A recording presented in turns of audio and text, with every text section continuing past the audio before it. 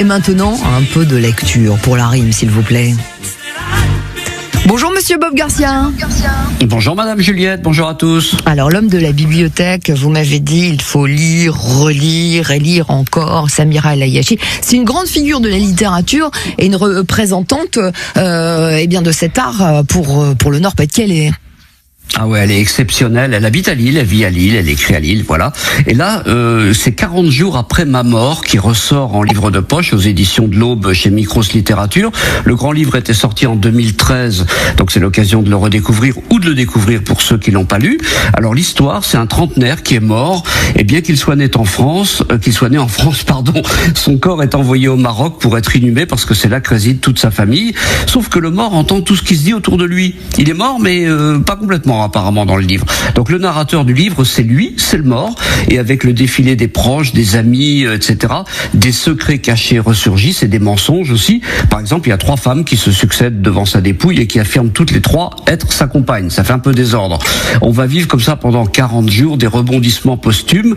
Toute la famille du défunt est elle-même confrontée à ses propres secrets et on comprend peu à peu au fil des pages les désillusions du jeune homme, ses rêves inaccomplis et ses lourds mensonges aussi. Et il passe comme ça, une fois mort, de la vénération à la honte et au mépris.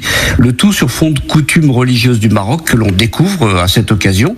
Et la forme du roman aussi est exceptionnelle. Vous l'avez dit, Samira El Ayachi, c'est une véritable alchimiste des mots. Sa façon d'écrire est unique, surprenante, lumineuse, addictive. Quand on commence un de ses bouquins, on lâche plus. Il faut absolument découvrir sa littérature.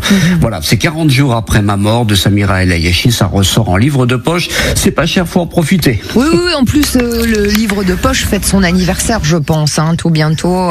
Le livre de poche qui aura 60 ans là dans quelques jours, si mes informations sont bonnes. Vous voulez aussi nous parler d'un salon qu'il ne faudrait pas louper. Oui, c'est le premier grand salon du livre des Hauts-de-France. C'est le 42e salon du livre et de la BD de la couture. Il a lieu ce week-end, donc samedi et dimanche de 11h à 18h30.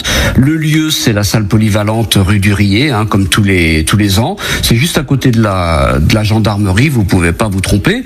Il y a plein d'auteurs des Hauts-de-France et puis d'ailleurs, bien sûr. En tout, il y a à peu près 150 auteurs et exposants et le tout est précisé d'ailleurs sur le site, l'excellent site Opal BD, et l'affiche est faite par l'excellent dessinateur Marc Vasterlin. Donc rien que pour ça, il faut y aller. Voilà. Si vous avez encore besoin d'informations, vous pouvez aussi écrire au mail lacouturecc